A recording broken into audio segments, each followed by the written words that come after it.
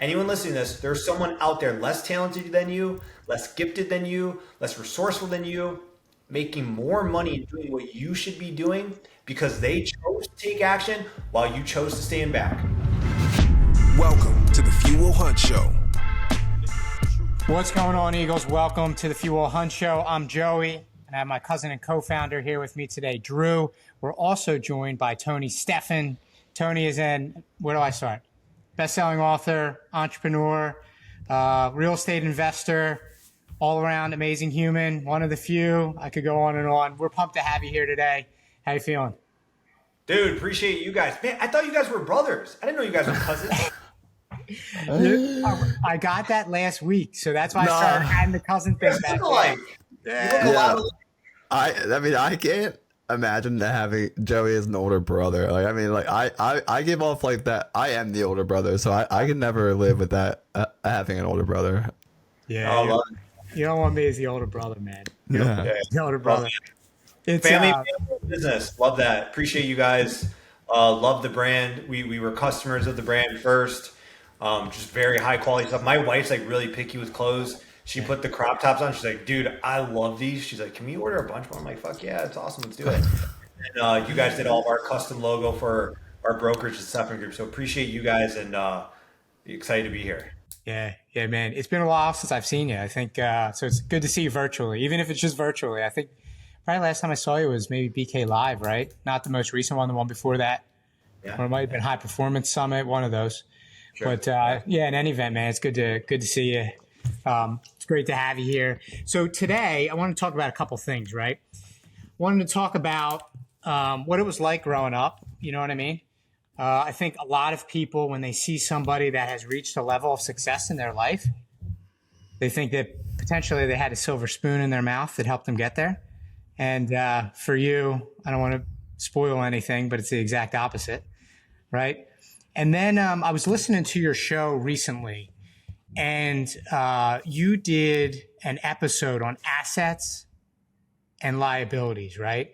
And you had a really interesting take on that I know will benefit the community. So after we talk a little bit about your story so the community can get to know you, I'd love to talk a little bit about assets and liabilities as you did on your show. Sure. Sound good?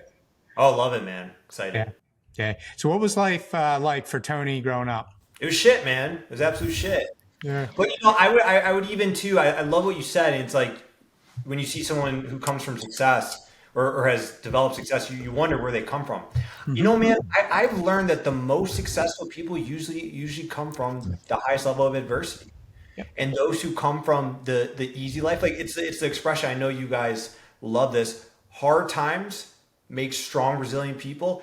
Easy times make weak people, right? Mm-hmm. And like when we first met, we really bonded because you guys are from Philadelphia. That's a kind of rough, tough city, right? Like a very blue collar mindset. I'm from Detroit, very, very similar, right? So I always say I'll give the short version, and I'm happy to expand in any area. Sure. Grew up right outside Detroit, Michigan. My mother was an addict. She struggled with prescription drugs, and then that led to the more hardcore stuff. She was in and out of my life since the age of 14. She OD'd when I was 18. At about 14, my father sat me down and he said, we're 3 months behind on our mortgage. We're going to file Chapter 7 bankruptcy. So you had to teach me what that was, because of course I was like, well, what's that mean? He said, Mom's not here. She's not coming back. It's going to be a struggle. His exact verbiage was, because it was right before Christmas, he said it's going to be a couple poor Christmases.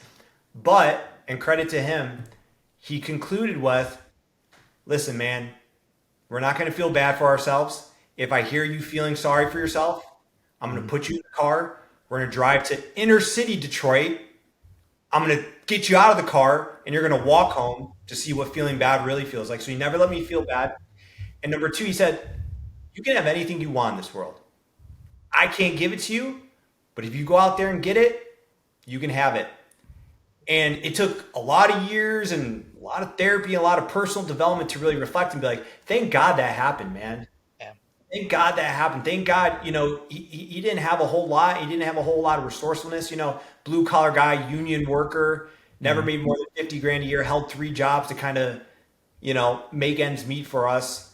but at least he had the perspective to say, your adversity is your advantage. And that's what I want to share with anyone here, anyone listening to this. I love your guys' message. You're all about adversity, right? The depth of your struggle determines the height of your success. There's no way I'm where I am today without that struggle, without that adversity. So the next thing he did then said, hey, we're not going to use drugs. We're not going to use alcohol. We're not going to use all these coping mechanisms.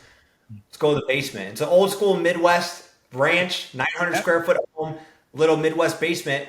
Joe Weider weight bench, the old school dumbbells with the sand in them. You guys know what I'm talking about? Yeah. We all had them. We all had them. We all had them. And he taught me exercise. He said, I want this to be an outlet for your pain, your fear, your anxiety, your frustration. I loved it so much. I'm like, you know what? This has helped me. I want to help others with this. I want to help people going through adversity, loss, depression, anxiety, whatever, with fitness. So age 18, I go out, I do a at-home personal training certification. I still don't even know how they accepted this, because I was like just mailing in a test and photos and all this stuff. I got a job as a personal trainer at LA Fitness on 12 Mile Mound, right out, here in Warren, Michigan, right outside of Detroit. $6 a session, guys. $6 before taxes. Here's another lesson I want to share. You got to learn before you earn, man. Right? Right? Yeah. You got to learn your craft before you get paid. Yeah. Real quick, just so funny you mentioned those mail-in tests. Like I took a personal training test in college, and it's like we put so much weight in these personal trainers, but realistically, like, anybody could do it. And like everybody wants to be a personal trainer too, and then you get to the floor, and it's like you're making pennies, dude. Like $6 an hour. That's crazy. 100%. But what I learned there, guys, was experience. I mean, like, think about you guys. You didn't just be like, you know what? I'm going to go take this course or go get an art degree and go make beautiful shirts. You probably had made a couple really shitty shirts before, a couple crooked shirts where the sleeve, the sleeves were made right? So many people today, they just want to go to the level, man. They want to go to the financial freedom. They want to go to the time freedom. They want to go to all that, but they don't want to learn before they have to earn. They don't want to have to make those mistakes. So I'm very grateful for that job, because I made a lot of stupid mistakes there, right? Yeah. But I learned. I went to college to become a registered dietitian, because I thought like Jalen Hurts, right? Philadelphia, dual threat quarterback. If I can run and I can throw, I'm going to be in demand. So I said, you know what? Every personal trainer needs a dietitian to refer to. Every dietitian needs a trainer. So went out and got my registered dietitian credential as a 5-year degree. 23 years old, graduate college, took a 100% commission job as a registered dietitian. A lot of people said that was stupid. A lot of people said that was foolish, right? But sales is everything, right? If you can't sell, you can't market. What product wins? Not the best product, the best known product, right? So you guys are smart. You're doing a lot of marketing. I see your product in a lot of people's hands, right? It's the best known product. You guys have a beautiful product, but if no one knows about it, right? Mm-hmm. Yep. It goes nowhere. Like you guys would probably love this. Who invented the light bulb? Was it Thomas Edison or fuck? No, Bell was the telephone. Yeah. Tesla invented the light bulb. Yeah. Oh shit, I didn't even know that. But see, everyone says Edison. You know why? Because Edison was the marketer. Yeah. He took Tesla's invention and he sold it and he marketed it. So perfect example of history knows the best marketed product, right? So took a 100% sales job, did well with that. Then I left that, started a business, hired a mentor, a mutual friend of ours, Pedro Squin. Took every dollar I had, charged, 26 years old now, charged up my credit card, started this business because I knew there was more out there. I wanted to help more people. Struggled with that at first. You were 26 when you did that, or you're 26 now? No, I was 26 when I did that. Yeah, I was 26 when I wouldn't be surprised. He's a very, very spry looking young man. He's good looking, man. Yeah. But yeah, that was it, man. Then that business led to the real estate and all that. So happy to expand anywhere in there. Gotcha. So it sounds like when your father sat you down in that moment, he said all the right things, but he also backed it up. It sounds like with action too, and said, "Hey, look, let's go to the basement. Let's lift." You know what I mean? Like he didn't just give you some hollow words. It sounds like you really received them.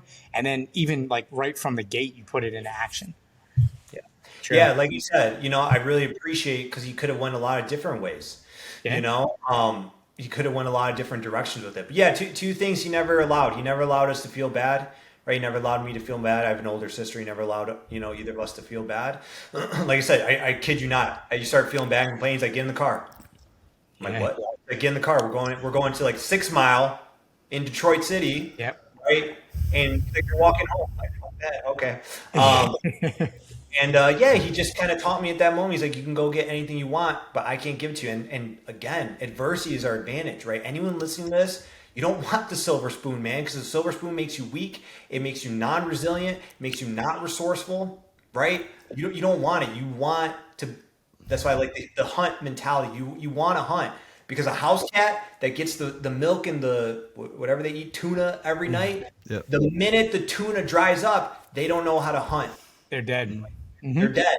Yep. So we have to thrive on that, man. That's in addition to that, that's one thing I'm constantly reminding myself too, is like when you're hunting and on the path to a greater journey than just average, no one said it was going to be easy, right? Like no one told you that if it was easy, everybody would do it. But also like someone else would kill for your problems right now. Like as bad as you have it, like even in that moment, Tony, when your mom was gone and you were filing bankruptcy and your dad was like, it's gonna be like for a 14-year-old kid, for your dad to be like, we're gonna have a shitty Christmas, like that kind of like that's like a big deal, right? Like you're like, oh my god, like but someone else would kill to have been in your situation with a loving father that taught you the path and to not feel sorry for yourself and become a strong man. 100%.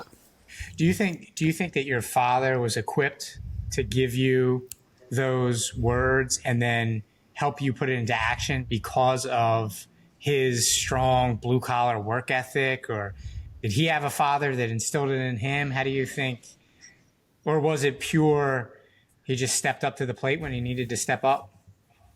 Yeah, man, really good question. I've actually never been asked that question. I've probably told the story numerous times. I still get a little like choked up on it, Yeah. So no, he didn't know his father actually.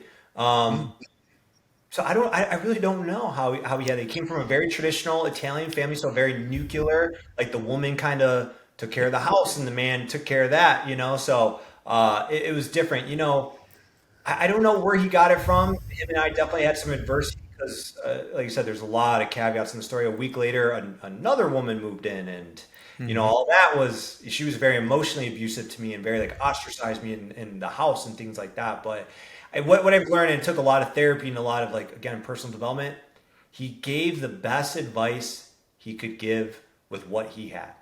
Yeah. That's it. And I think anyone listening to this too, it's like, you got to forgive what you can't forget sometimes. And you have to look at the source and say, all three of us here are personal development people, right? Your income will never exceed your level of personal development. People listening to this, but not everybody. Pillar number one. Yeah. Not everybody does that though.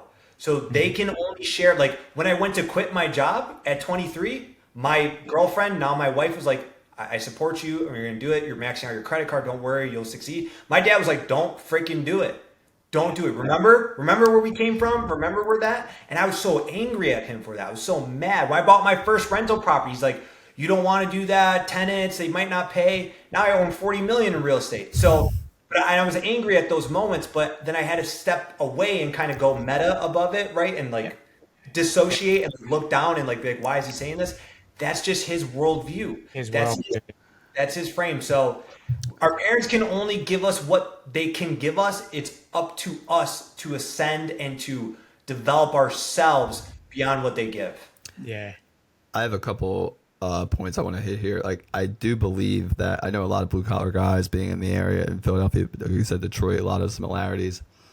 I believe, it's my personal belief, that a lot of blue collar guys have what it takes to be successful, to be millionaires, etc., because they have the work ethic. Like, they work hard as hell. Like, I know a lot of blue collar guys that bust their ass, and it's just because of that worldview, they don't have that, what to them feels like risk, right? They don't want to take the risk and not have a quote unquote safe income. Like, I had a very similar situation to you, Tony. I came home and told my stepdad that I had quit my account management job and switched to sales because, like, I saw all the commission these sales guys were making, and I was like, I can fucking do this. Like, and I went from a decent salary to a 100% commission job, and we had a blowout fight because he's like, you're such an idiot. Like, this is, also on the back of I had just got done reading Rich Dad Poor Dad, which I believe that you're living the dream. As far anyone that read Rich Dad Poor Dad,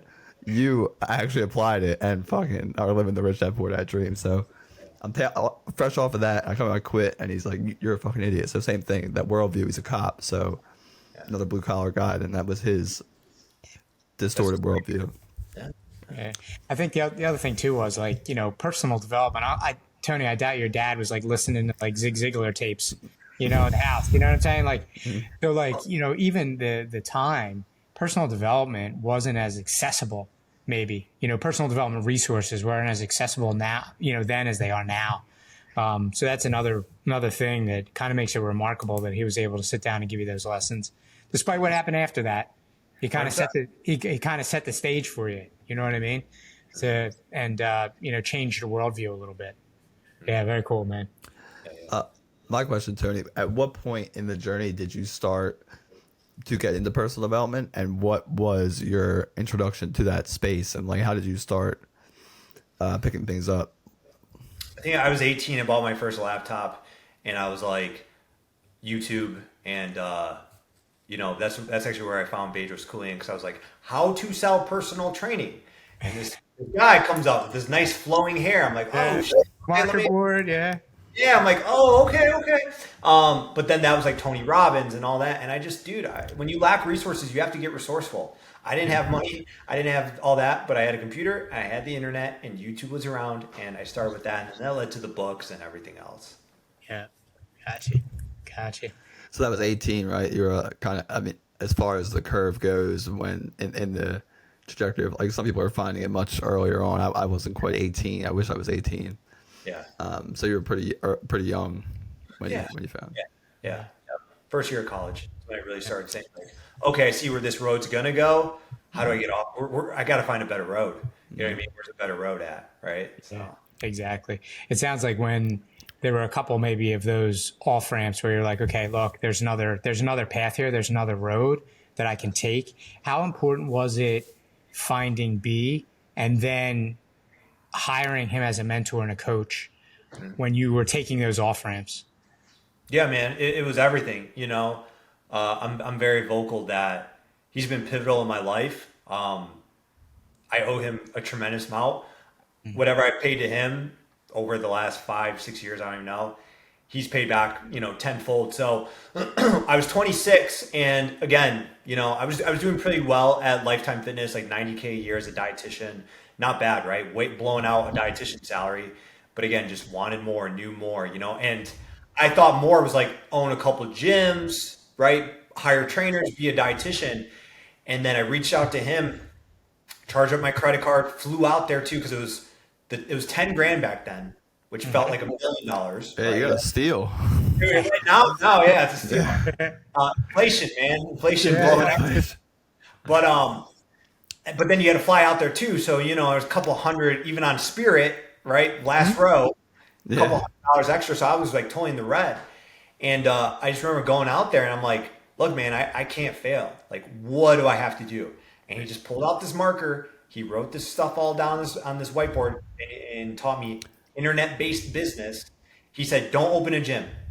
Let the world be your business. I still get goosebumps because when he said that, I was like, holy shit. I was like Moses seeing God in the burning bush. I was like, this is a whole new world, right? And I just told myself, I made a decision right there in that moment. And guys, listening to this, you got to make a decision. Like you said, a lot of blue collar workers, a lot of people are like, oh, I could do that. I could do it. But you're not. Yeah. You're not doing that. Right now, anyone listening to this, there's someone out there less talented than you, less gifted than you, less resourceful than you, making more money and doing what you should be doing because they chose to take action while you chose to stand back. Yep. Period. Right? So I just made that decision right then and there. I wasn't going back. You know what I mean? That was it. That was my Normandy Beach, dude. I was gonna die in that. I was gonna take the hill. Yeah. It's fun. I mean, real quick. Something about that first whiteboard session with B, man. Like, you pulls out that marker and your head just explodes. I go back and listen to them on my phone because I had to set my phone out. Yeah. And just like literally, it's your head. Oh yeah. Brain bending. Yeah. So without that, man, I don't know. Maybe I would have opened some gyms or whatever, but That was everything. Because then I moved the business online and never opened a gym, and that was Realistically, you probably would have been maybe not equally as successful, but you would have been successful because like Joey and I had that same talk with ourselves. Like, yeah, we're going to do this or we're going to die trying, right? Like the 50 cent motto. Yeah, exactly. Not 50 cent the dollar amount, 50 cent the artist. I feel like Tony would have picked it up. Yeah. He's a fellow 50 cent guy. yeah. Oh yeah, I love it.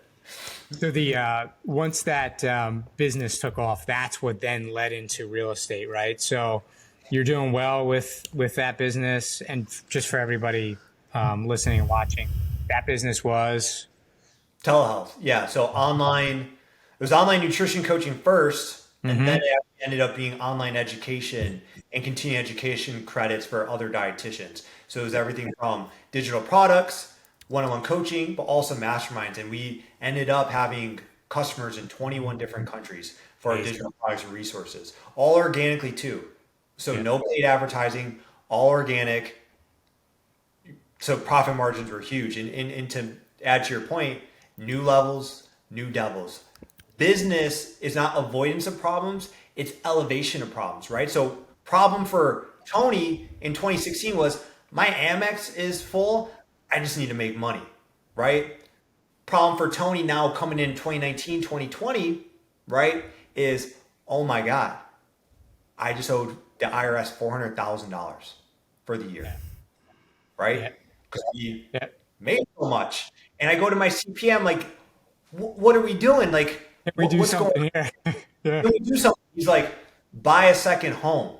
And I'm like, Rich Dad Poor Dad, I'm like, wait a minute. You just told me to buy a liability. By definition, liability is anything you pay for, right? So your home, it's a liability, guys. I'm sorry. I know it goes on your balance sheet as an asset, right? And I love my home. It's beautiful, right? But you don't cash flow. Yep. Right? I pay for this home. So sure, it's gone up in value and all that, but I pay for it. An asset is anything that pays you. And it can be, a liability can be a person. It can be the bullcrap food you're putting in your mouth, right? Oh. It can be a lot of other things. It's not just real estate or stocks or crypto, right? So fundamental, people get that confused. They're like, oh, my home's an asset. My watch is an asset. It goes on your balance sheet as an asset, but that Rolex ain't producing cash flow, right? So you had to pay for that, So yeah, I had all that. And then again, personal development. Formal education will make you a living. Self-education will make you a fortune. So I started research again. And you hear real estate people don't pay taxes. I'm like, okay, how is that? Oh, wow, there's these rules and there's these incentives and there's these laws that promote real estate investing, just like business, right? The tax system is rewarding to those who give to the economy. You guys create products and create jobs. You get certain tax incentives. And you make it in America now. So you're probably going to get more now, thank God, right? Where we're going. Yeah, I hope so. Exactly. Right? So you add to the economy. Yep. If I just take from the economy, if I take a job, if I take product and I consume, I don't get tax breaks. Yep. For my wife and I, we provide housing. Because no one else in the country provides housing. The U.S. government tried. It was called the projects. They failed. It didn't work. We're a free market capitalistic society. The government implores its private citizens, like all three of us, to create jobs, create businesses, and provide housing. And with that, you get massive tax benefits. So that's how that all kind of led into the real estate. So that kind of, you started down that asset liability path. So I want to explore that a little more. But I hear a couple things. I hear a couple pillars in your speech. So when it comes to personal development, I can guess that you're a Jim Rohn guy. And we've never spoken about this, I don't think. But 12 Pillars was actually the book that started my personal development journey. So all of those pillars in that book. And, when I first read it, I was like, this makes perfect sense. Like, why was I not taught this sooner? And that's the wild thing. I think when people get into personal development, they're like, wow, like when their worldview shifts, they're like, wow, I can't believe how I was living before. And they see opportunity in the future. You know what I mean? So you started hitting on the asset and the liability stuff, the technical definitions of those things. But then you alluded to how some other things can be liabilities, right, in your life on the personal development side. So could you explore that a little bit for the watchers and the listeners? Yeah, man. Like, you know, a liability can mean a lot of things, right? It's the bullshit you buy. Excuse my language, but it's the bull crap you buy, right? It's the people you hang out with, right? The people you allow into your inner circle. It's the food you put in your body, the drugs or alcohol or substances you do or do not put in, right? You know, all those things can be a liability. Like, there's three levels, right? There's three levels to wealth creation. Number one is you, man. You have to be an asset first. Because if you're a freaking liability, you're gonna blow everything. You're gonna blow the business. You're gonna blow the real estate. You're gonna blow the crypto. You're gonna self implode, right? So you have to become an asset first. You have to eat right. You have to be in some sort of physical shape, right? You need to mitigate stress. Stress management is the ceiling to your potential, right? You guys do the jujitsu. My wife and I box. Why? Because someone's punching you, or someone's choking you out, and you have to stay calm. I've never been choked out. That's too much for me. I'd rather be punched 10 times in the face than get a rear naked choke. But I'm assuming it's the same. If you start hyperventilating and freaking out, you're done. Yep. You're done. It's the same thing in life and business, right? So number one's you. Number two is some sort of business that produces cash flow. And then number three is something that can work for you when you don't have to work. Like Warren Buffett said, I'm a big believer, follow the billionaires. Don't follow the millionaire, follow the billionaires, right? Buffett said, if you don't find a way to make money while you sleep, you work to the day you die, right? So, in that first business, I was crap. Guys, I was cash rich, asset poor. I stopped working, the money stopped coming in. Yeah. I took time off, the revenue dipped. I owned a job, not a business, like most small business owners do, and that's okay. But you become the best version of you possible. You build that business grows. Then you take the profit from that business, right, and invest in the assets that grow while you're not. You say 40, 30, 30, right? 40% of your income reinvested in the business, reinvested for growth. 30% goes to taxes until you learn the real estate game, like we're talking about. Then 30%, dude, if you're giving 30% to the I, R, and the S, you got to give 30% to yourself, man. You got to put 30% into some sort of investment vehicle. I think real estate's the best. I'm a little biased, but there's stocks, there's cryptos, there's whatever, right? So for an entrepreneur, 40% into your company, 30% to the IRS is what it is, right? More if you're in New York or California, a little bit less if you're in Texas. But then 30%'s got to go to you. I think that's just a fundamental thing. If you're paying the IRS 30%, you got to pay yourself 30%. Sure. So those three levels, just to recap, you're saying then you're saying, your earned income, something that you're doing to produce cash. Yeah. And then that third level, making that cash work for you. So you're not working for cash. The cash is working for you. That's that third level. You're doing both. You're doing both. And that's where people get it twisted. So I'm glad you brought that up. My wife and I own 259 units, but we bust our butt for money. We still bust our butt. She owns the brokerage. I co-own. I pimp it out there and I let the team do the thing, right? Yeah. I own my coaching and consulting company. We bust our butt for money. We live on a small minority of that money. We take the rest of it and get rid of it into something we can't touch. Bricks and sticks. Yeah. I love this. You know why? This is illiquid. You can't get to it right away. But it produces cash flow. It produces tax benefits. And if you do it right, you can refinance it, keep the asset, right? But this is safe because your bank account's losing money, right? Get inflation right now. They're saying that's not going away. Right? It's going to stay elevated. It just is what it is, right? We live in an inflationary society. Most entrepreneurs, biggest expense that they do not know about is inflation. The devaluation of our dollar and the increase of expenses. You guys know, is labor going up or down? Yeah. It's going up. These beautiful polyester, I'm sweating, it's like moisture wicks off. This isn't getting cheaper to make. Nope. It's only going more expensive, right? So you have to put your money, your bust your butt money into something that will outpace inflation and work hard for you while you're sleeping. But yes, if you don't earn income, you ain't got no money to invest, right? So exactly. You don't start earning income just because you invest. You keep that money machine rolling. The worst number in business is one. One source of income, one customer, one product, one distributor, one sales rep. So you don't want one, you want flows, multiple flows, right? That's the game. Yeah, I feel like, especially when I I was. feel like we're getting Okay. I feel like we're getting free game right now. Like I'm like, we should be charging for this podcast. Like Tony's dropping heat on this one. There's a small portion of the heat that I've heard him drop. So it sounds like or I'll rewind. When I was in my 20s, right, a lot of my friends were looking for that magical like passive income thing, and I feel like that was like a phase. I don't know if that's still going on, but people looking for this passive income. What I saw all of them missing was the fact that they weren't earning. Right. They were looking for something to pay them, right? Cash, without actually doing something to earn cash to create it. And it bombed out for everybody. And it goes all the way back to effort versus entitlement. You know what I mean? And that's like the cloth that, we're cut from. Love that. When I zoom out on the asset liability conversation, I see clearly the fact that you really can be your best asset, right? Developing skills over time, you are your best asset. I also see the other side of it as you are potentially your worst or your most dangerous liability.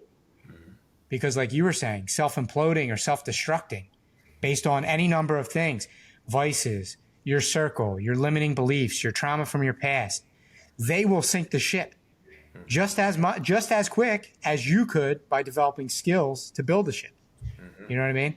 So it's an interesting dichotomy that I don't think a lot of people see. They're many times on the liability side, they're too focused on looking outward about what's being done to them instead of thinking inward about what they can do to their environment, how they can happen to things instead of how things are happening to them. 100%. Yeah, you said two things there. Number one, like you said, skills pay the bills. And right, everyone wants to jump to passive income. Everyone wants to jump to, I want to do this. Bro, you got to develop a skill set first, right? Skills pay the bills, right? For me, it was learn to personal train, learn to be a dietitian. I wasn't like, how do I own a 100-unit apartment? I was like, I just got to motherfucking pay this credit card bill off, right? Sure. So I'm going to sell registered dietitian services for $100 an hour, whatever it was back then.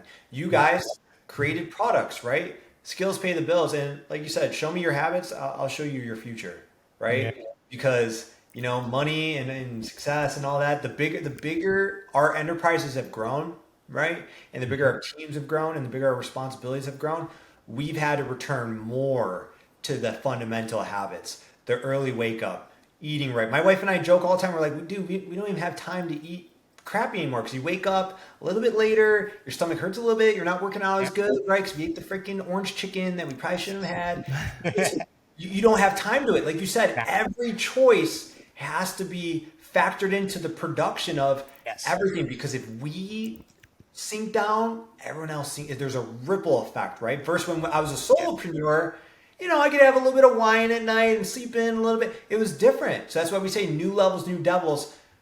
A 6 and 7 can't lead a 9 and 10. That's a Bedros Keuilian quote, and I live by that, right? You guys know what it's like to lead people. So for anyone listening to this, looking like grow in an organization and grow their team, no one makes it long term as a solopreneur.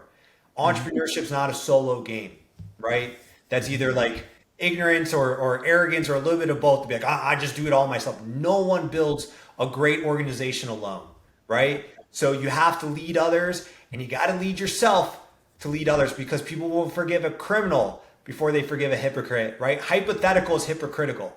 Yep. Absolutely. Right? Absolutely. Yeah. On our journey, it's, year after year, something else gets shed. Every year, something gets shed. And I thought I was in good shape 2 years ago. Now I'm in way better shape than I was 2 years ago, because there's just, like you're saying, new levels, new devils. Those devils, you're trying to keep that devil right at arm's length. So you're doing everything you can, right, to be the best version of you. Not just for you, but for your people too. 100%. I see you writing, Drew. You got some questions? I'm jotting down the questions for the money round at the end. That's money round. My new favorite game to play with our guests. Nice, very nice. I do have one thing to add, though. I'd say to that habits point you made, Tony. And one thing I say to our coaching circle and people, our team, and my close circle is like, how you do anything is how you do everything. And when I heard that quote for the first time, it really, like, I had to reflect on like everything I'm doing, right? Like not just how I'm working, how I'm eating, etc. Like it all plays a factor. And it's, people like to say they work hard, but if you show up to the gym and just put in the reps, but then you're not going home and eating right, then you're not actually doing the hard work, right? You're working hard in one area, but you have to be doing it in a full circle. It's like it's a big pie, right? So it's just interesting you made that point, because that's one thing that's always stuck with me in my life. 100%, man. Yeah, when we do interviews, we go look at their cars. Yeah. I want to see if your car's filthy. You can tell a lot about a person about where do you stand. Where do you stand on making the bed, though, Tony?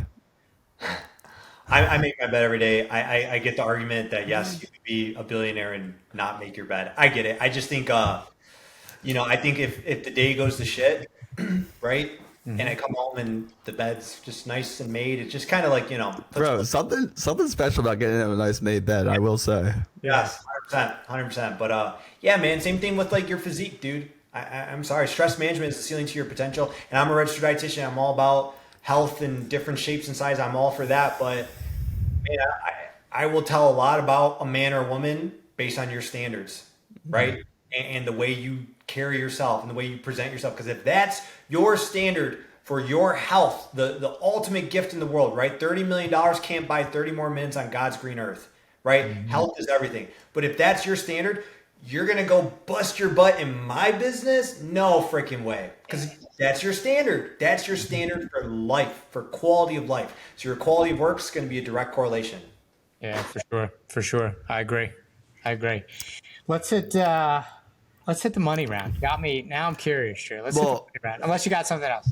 I do have one question for you, Tony. Was there ever a point, it sounds like it might be when you maxed out your credit card and flew out to be and changed your life, but since having success in business and real estate, like, has there ever been a point where you hit maybe not rock bottom, but where times got hard, and you needed to be resilient and figure out a way out? Or because I one of my favorite quotes I've only seen from Cody Sanchez is, she said it comes from her dad, and he said, if you're not spending a night with your head in your hands wondering like, how am I going to fucking figure this out, then you're not really actually being an entrepreneur. Yeah. So have you ever had a night like that? And if so, like, what if you want to tell the story, if you don't want to tell the story, but 100%. Yeah. Real concisely. Yeah. It was 2021 going into 2022. I was trying to sell my business, my IP of my digital product. I had a multi-million-dollar valuation. We brought on a, God, I can't think of it. Not an AMM, but like a broker for businesses, right? Went several months. We had a lot of offers, but they were all earn out offers. So I had to stay on board, which I was not willing to do because I wanted just a clean break. And I was like hell bent. I was going to sell this for a multi 7-figure payout. Ended up not taking anything. We had 87 units at that time. We had third party management, so like a management company that would manage it. My wife came to me, and my wife's a night person. I'm a morning person. So you guys know, if like you're a morning person past 8 o'clock, don't tell me shit, especially not numbers or business, because my brain's off. She's a night person, and she does all our financials, and she's like, if we keep going with this management company, we are subsidizing this real estate. We are taking our money from, it was my business back then, and you're paying these managers and you're paying for these properties.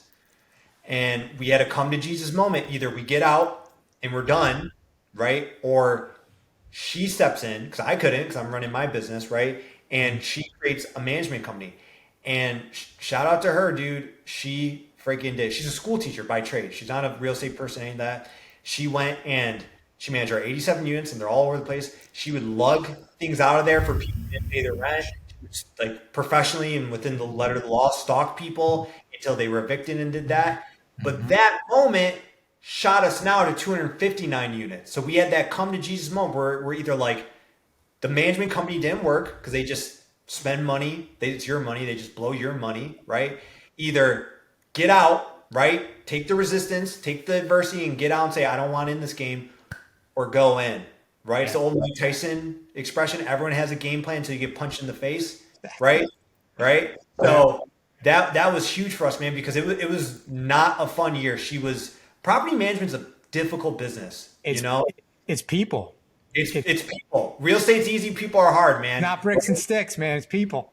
That's it. That's it. So, and it was just her. Just her. So driving around 87 units, collecting rent, dealing with learning all these systems. That was a tough year, but we've got through it. We have 4 full-time managers now, 40 million in assets, right? Privately owned. So beautiful. Yeah, without her, that doesn't happen. So yeah. Yep. Well, it goes back to the point that you said earlier. You know, nobody is quote unquote self-made. You can't do it alone. Solopreneurs only last so long. You know what I mean? Yeah. It's all about the team. I do find that choosing your mate too is such an important part of business and in life, because everyone I know that's a strong man or a strong leader, a strong business person, they have, and my wife and I and Joey's wife also, like, we've had those points where we're like you mentioned earlier, where your wife was like, you're like, I'm maxing out this credit card, I'm flying out to a guy in California, he's going to teach me how to do this, and she's like, all right, go ahead, like, I trust you. And like, yeah. I find the same with my wife Amanda. Like, she's just like, everything. Our accountant asked me the other day, she's like, how did your wife feel about this? I was like, she just blindly trusts anything I do and just tells me I'm doing great. I'm like, is that a good thing or a bad thing? Who knows? But you need that person in your corner supporting you. You need I think Hermosi said you need like someone on the field with you playing the game, not cheering you on from the sideline. 100%. Yeah. That's so funny. We had our own moment, Drew, when we had to fly out to meet B for the first time. You know what I mean? Yeah. We had our own little moment. Yeah, exactly. I said, Melissa, I said, hey, and then that was 21, right? So like travel was still weird. Yeah. You know? Yeah. So I was like, hey, I'm going to get on a plane and fly out to meet a guy that I met on the internet, and then we're going to do business together. Yeah. After we're gonna give him part of our company.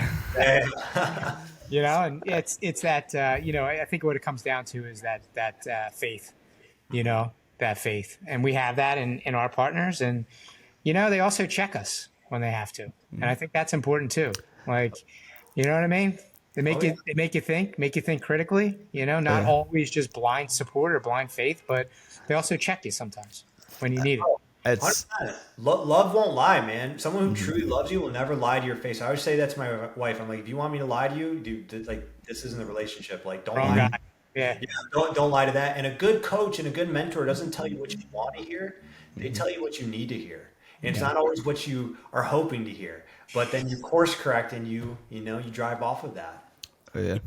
On the heels of that too, with the coach and mentorship thing, I feel like nowadays many people are looking for coaches or mentors to solve their problems. And a great coach and a great mentor doesn't do that. They steer you in the direction of the solution. They don't give you the solution. You know what I mean? Sure, they can speak from experience and say, this is how I think it should be done, or this is how I did it. But ultimately, your path is your path. So it's more steering you towards what you already know or what you're capable of than coming in and stealing your problem from you. 100%. I always tell my clients, I'm here to be your coach, your mentor, not your savior. A savior is someone who will step in and do it for you. Because I'm like, even if I did, the minute I stop, you're first off. Yeah. Right? Yep. For sure. All right, we want to get into this the lightning round. All right. So I have a series of 4 questions, typically 3, but I have 4. Okay. First one is, what is your favorite quote? Fortune favors the bold. I could have guessed that one from the shirts. It's on the shirt. I was going to say, sounds familiar. Can you drop your favorite book reco for the Fuel Hunt community, please? It's a lot. I would say the one that was probably the most impactful was, you mentioned it earlier, Rich Dad Poor Dad. It's fun. It's not a real estate book. It's an accounting book. People call it a real estate book. It's an accounting book. And 99% of people don't understand what's in there, but it's very fundamental. And if you apply that into whatever level you're at, it doesn't have to be a massive like real estate empire, but if you apply that, right, assets, liabilities, and then to follow it up, cash flow quadrant, read that second one, man. That's right? It's huge. I bought the rat race too. Like I'm not in the real estate game as you are yet. I will be soon, eventually, one day. Good. But I was very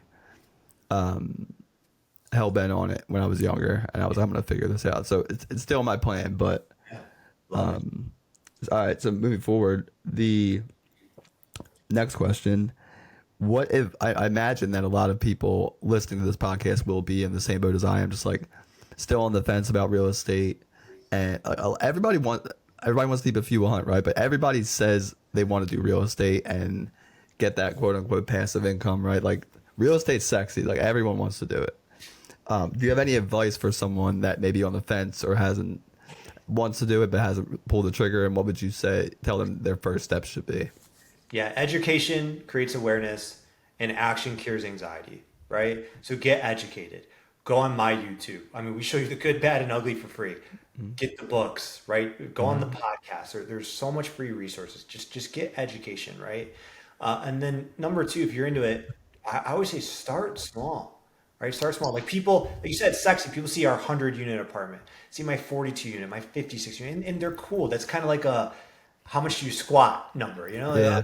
How much do you bench, right? But man, without that first single family home and that first duplex, I don't get to those apartments, right? And I just challenge you guys, and I'll be brief because like you said, it's a money round, but I challenge you guys. Probably 99% of people listening to this have a 401k. I challenge you right now, go tell me what your 401k is invested into. Tell me the companies. Do you support those companies? Do you believe in those companies? Who's managing your 401k? No, not your sales rep. Who's really managing your 401k?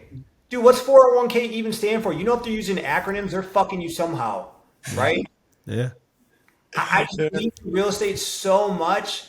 I think every person should own at least one piece of real estate. And you can use your 401k in what's called a solo K, a self-directed account, and invest yourself at least. I'm just a big proponent of being in control of your financial future. Don't just take your money and hand it to my money guy or my money girl at JP Morgan or Morgan Stanley. Because guys, if they were so good at it, why would they be working there for fees, right? Wouldn't they just be doing it? So I think the financial system, we're all really taught like work hard and just do this 401k and do this stock market because you know that's what we do and so on. So you don't have to think about it. Just hand it over to the guy or the gal at JP Morgan Chase. You need to be in control of your financial future. No one will take care of your money and watch your money the way you do. And at the very least, it's cool to do a 401k, but do a solo K, self-direct it. You can invest into real estate with that without penalty. Be in control of your financial future. In the coming years, 1 in 2 people are going to be a renter. The cost to build is not going down. We have a national multi-million unit housing shortage. We will be a renter's nation by choice. The average first-time home builder is 38 years old, the highest in the history of the United States. Get in real estate. Got it more earth. Yeah. That's it. That was. There's so much heat and free game in this episode that like we're gonna have to charge I for it. appreciate you guys. We love your brand. We love what you guys are doing. Just love to help. One final question. I know you're a Lions guy. The Eagles. I don't believe the Eagles have the Lions on the schedule this year in the regular season. Playoffs. Yeah. Who wins? Lions Eagles.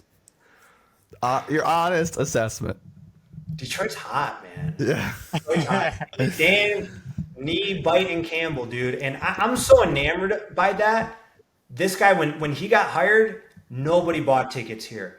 Everyone's like, "Oh, who is this guy?" He wasn't the big name. He wasn't, but this man, talk about leadership. Came in, took a quarterback no one wanted, Jared Goff, took players that no one wanted, not big names, and they built a contender. So talk about like you know the old expression, most people underestimate what they can do in 1 year or 5 years, overestimate what they can do in 1 year. Look at that though. So of course Detroit Lions, right? I'm gonna say that. I'm a big Nick Foles fan. I love the Philly. I love that story. Aren't we all? There we are. Leadership, man, and things can change in an instant with the right leadership. So that's but always Lions, dude. All right, we'll have to check back in the postseason and see. There we go. Let's see. Yeah. That's all I had. That's all I had for the lightning round. Tony, so much, like Drew was saying, free game, but so much value that you poured in to our community today. And I really, really, really appreciate that, man. You're a great human, and having you on the show today was an absolute honor. I'm glad we started doing virtuals, because if we didn't start doing virtuals, we may not have been able to have you. Or it may have been a year. I don't know until we again been able to do it. So thank you.